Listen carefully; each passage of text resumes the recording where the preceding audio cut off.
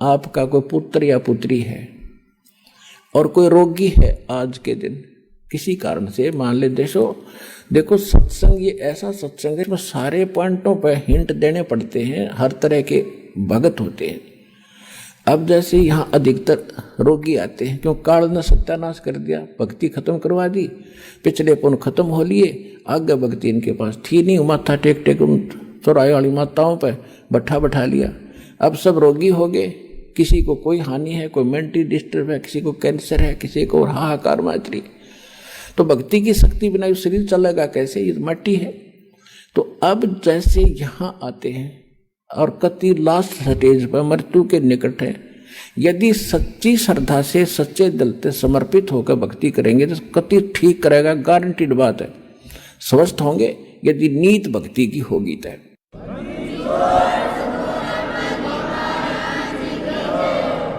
और दूसरी बात यह है कि कोई जैसे अब क्या करते हैं, कोई भक्त बता देता है कि वहां जाते ठीक हो जाते हैं, वो चल पड़ते हैं बेचारे, क्यों सब जगह थक लिए, वो सोच लेते एक ट्राई और कर लेते हैं। तो ट्राई करने आने वाले को यहाँ राहत नहीं मिलेगी।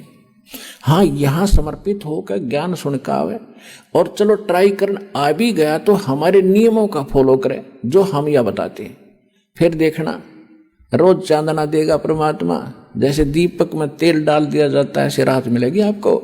यहाँ भगवान है, समर्थ सर्वशक्तिमान कबीर साहब की शक्ति है यहाँ पर।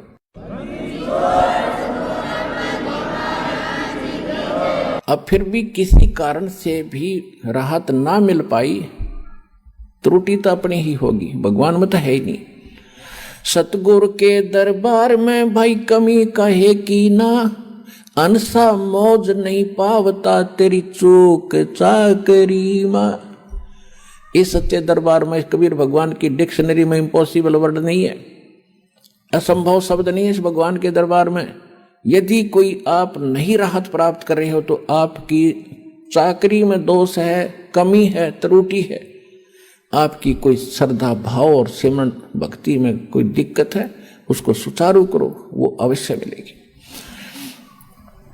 अब कहने का भाव ये है कि अब जैसे किसी का बाप बीमार है, 70 साल का हो गया और नाम ले लिया उसने, दुखी गणा था, दीक्षा ले ली, राहत तो मिलती है, लेकिन फिर भी किसी कारण से त्रुटि रह जाती है, कोई नियम खंडित कर देते हैं, आदत छूटती नहीं। काल ने तो यही तक नाश कर रखा है कि इनको सुख नहीं हो, दुख हो जितना हो, नाम ले जाते हैं। और बहुत से भक्त ऐसे आते हैं जी कति ठीक हो गया था और इसने बीड़ी पी ली, क्यों माड़ी रात होगी, वो बकवाद फिर भागी और फिर वही स्थिति होगी। तो भाई ऐसे व्यक्ति को यहाँ कोई स्थान नहीं है। अब भगवान नहीं सुनेगा ऐसे व्यक्ति की, दोबारा नाम लो और फिर ठीक हो जाएगा, आगे नियमित रहना। इस कारण से वो कोई नाम खंडित करने से मृत्यु भी प्राप्त हो जाती है।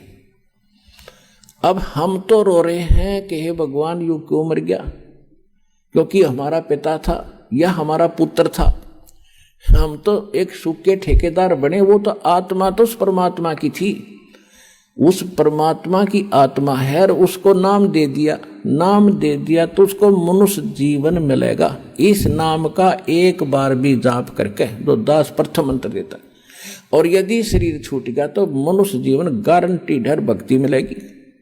और इस अनमोल अमृत को बचा कैसे रखा था, छुपा क्यों रखा था, इसलिए रखा था कि ये जरूरत है इसकी। पहली बात तो स्वस्थ करेगा और इस सज्जन में मोक्ष करने की चेष्टा करेंगे परमात्मा, और फिर भी क्योंकि घड़ा बिगड़ा हुआ काम है सारा, कोई न कोई त्रुटि हुए बिना रहती नहीं, किसी कारण से मृत्यु भी हो जाती है तो उसका तो भाग जाएंगे।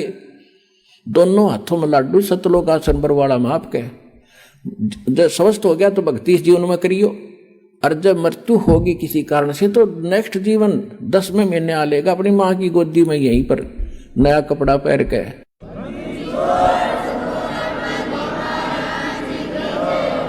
ये तो असंख्यों शरीर जाली है हमारे, ये तो एक कपड़ा बदलना है। और पुण्यात्माओं, जब आपको ज्ञान होगा ना इस बात का, जैसे आपका धोती कुर्ता पजामा फट गया और आपके बक्स में, आपकी टैची में अरकाचा दरिया है नया, तो क्या करोगे, न फेंकोगे बाहर, अरकाचा काट के तुरंत पहनोगे। तो ये जो शरीर है ये तो एक कपड़ा है, अगर ये खराब हो गया तो इस मंत्र से मोक्ष से पहले भी अगर खराब हो जाता है तो नया तैयार रखे आपका टैची में, पैर के तुरंत आ लोगे यहीं पर और पार हो जाओगे। इसको ज्ञान समझना, ये कोई डूम बाट के गीत नहीं, कोई रागनी बनानी है गिरागनी नहीं, ये कोई फिल्मी लोगों की बनाई हुई दंत कथा स्टोरी नहीं, ये परमात्मा का दिया अध्यात्म ज्ञान है और इसको 100% सत्य है और आप भी इसको सत्य मानना।